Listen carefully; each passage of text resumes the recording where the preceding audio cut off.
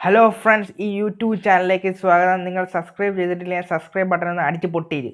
ഇന്ന് നമ്മളിവിടെ ചെയ്യാൻ പോകുന്ന ഒരു പി സി ബിൽഡാണ്. 30,000 രൂപയ്ക്ക് താഴെ 6 GB ഗ്രാഫിക്സ് ഒക്കെ വെച്ച്. ആദ്യം തന്നെ പ്രൊസസ്സറിൽ നിന്ന് തുടങ്ങാം. നമ്മളിവിടെ ഉപയോഗിക്കാൻ പോകുന്നത് 9th ജനറേഷനിൽപ്പെട്ട കോർ i3 ആണ്. ഈ പ്രൊസസ്സറിൻ്റെ സ്പെക്കിലോട്ട് വരുമ്പോൾ ഇത് ക്വാഡ് കോർ ആണ്. 4.2 GHz ആണ് ഇതിൻ്റെ മാക്സിമം ക്ലോക്ക് സ്പീഡ്. 6745 എന്ന റേഞ്ചിൽ ഈ പ്രൊസസ്സറിനെ വെല്ലാൻ വേറൊരു പ്രൊസസ്സർ ഇല്ല. ഈ പ്രൊസസ്സർ നിങ്ങൾ ചൂസ് ചെയ്യുകയാണെങ്കിൽ ഒരു ഗ്രാഫിക്സ് കാർഡ് എന്തായാലും മേടിക്കണം. ഇതിൽ ഇൻബിൽഡ് ഗ്രാഫിക്സ് ഇല്ല.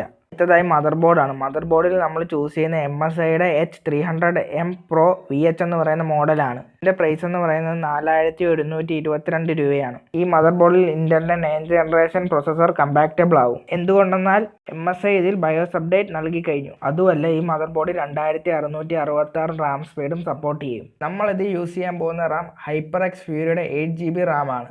അതിൻ്റെ സ്പീഡ് എന്ന് വെച്ചാൽ 2666 MHz ആണ്. ഇതിൻ്റെ പ്രൈസ് എന്ന് വെച്ചാൽ 2885 രൂപയാണ്. സ്റ്റോറേജിലേക്ക് വരുമ്പോൾ നമ്മൾ ഇതിൽ SSD യൂസ് ചെയ്യുന്നില്ല.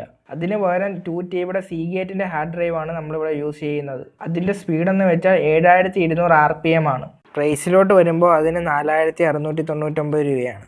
പവർ സപ്ലൈയിലേക്ക് വരുമ്പോൾ സെബ്രോണിക്സിൻ്റെ 450 വോൾട്ട് ആണ് ചൂസ് ചെയ്തിരിക്കുന്നത്. ഇതൊരു ബഡ്ജറ്റ് ഓറിയൻറ്റഡ് ആയിട്ടാണ് ചൂസ് ചെയ്തത്. ഷിപ്പിംഗ് ചാർജ് ഉൾപ്പെടെ ഇതിന് 594 രൂപയാണ് വരുന്നത്. ക്യാബിനറ്റിലോട്ട് വരുമ്പോൾ ചിപ്ട്രോണിക്സിൻ്റെ X310B ആണ് യൂസ് ചെയ്തിരിക്കുന്നത്.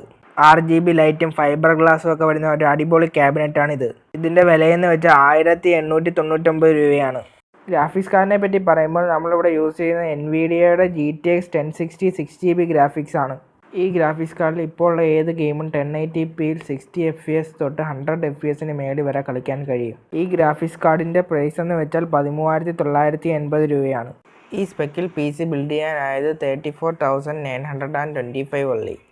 ഈ വീഡിയോ നിങ്ങൾക്ക് യൂസ്ഫുൾ ആയെങ്കിൽ ആ സബ്സ്ക്രൈബ് ബട്ടൺ ഒന്ന് അമർത്തുക.